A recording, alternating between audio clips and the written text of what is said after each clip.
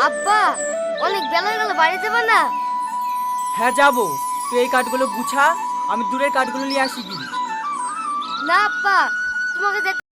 Hello বন্ধুরা, আজকে আমরা কথা বলবো জনম জনমের প্রেম পার্ট 3 নিয়ে।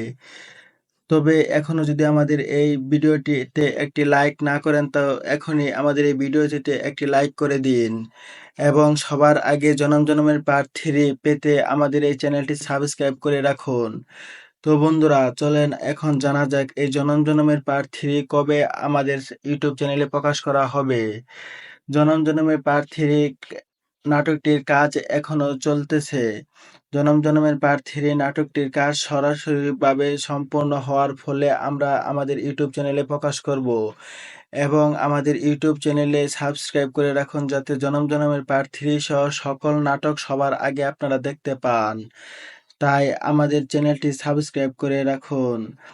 এই দেখেন এই জনম জনমের পার্ট 3 তে অনেক পরী এবং একটি ছেলে অভিনয় করছে।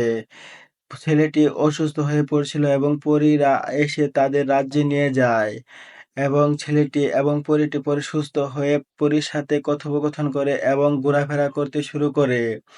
এক পর্যায়ে পরীর প্রেমে পড়ে যায় ছেলেটি, কিন্তু একটি শয়তানের তা সহ্য হচ্ছিল না।